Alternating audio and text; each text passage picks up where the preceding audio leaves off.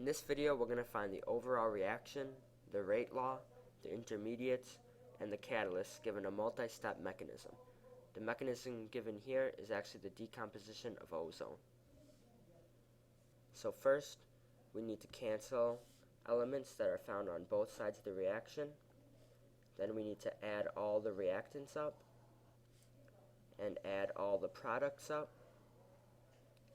Doing this, we get 2O3 goes to 3O2, and this is the overall reaction. Now, to find the rate law, we need to look at the slow step. This is our rate determining step. So if we write our rate law, we get rate equals our rate constant, which is K, times the concentration of O3, because O3 is the reactant in our slow step. To determine the order of the reaction, we need to look at the coefficient of O3. Because it is 1, it's going to be first order. And that is the rate law. To find our intermediates, we need to look at the reaction and see what element is found on both sides of the reaction and used up completely. In this case, our intermediate is oxygen.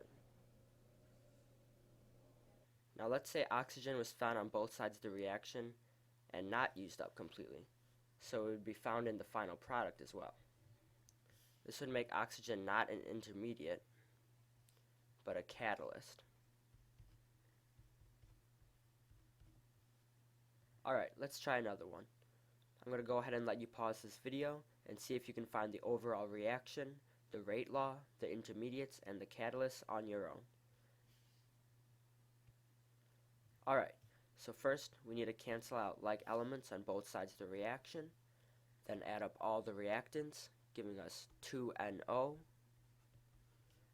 plus O2 goes to 2NO2.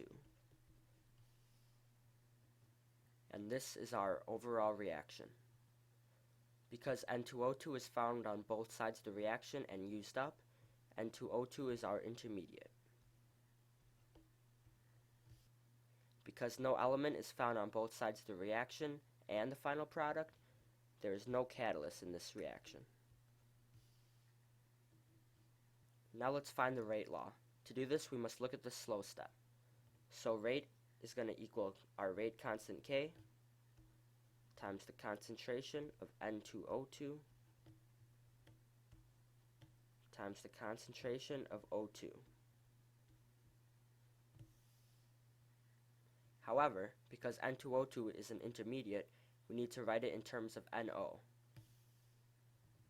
According to our elementary step, 2NO creates N2O2. So in our rate law, N2O2 will be replaced by NO. Because it has a coefficient of 2, it's going to be second order. And this is our rate law. Alright, here's another one.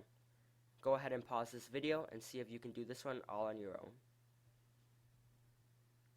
Alright, so we're going to cancel out like elements found on both sides of the reaction. Then adding up all the reactants, we get O3 plus O goes to 2O2. And that is the overall reaction. Because ClO is found on both sides of the reaction and used up completely, ClO is our intermediate.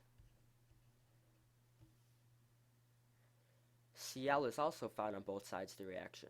However, it's also found in the final product, making Cl a catalyst.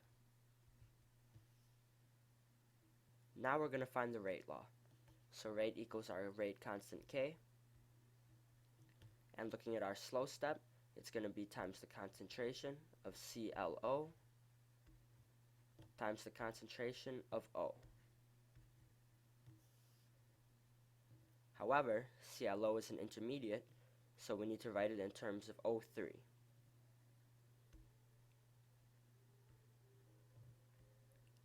Looking at our coefficients, they're both first order, so this is our rate law. Alright, here's a problem for you to try. See if you can find the overall reaction, the intermediates, the catalyst, and the rate law. Alright, and here's the solution to the problem. Did you get it right?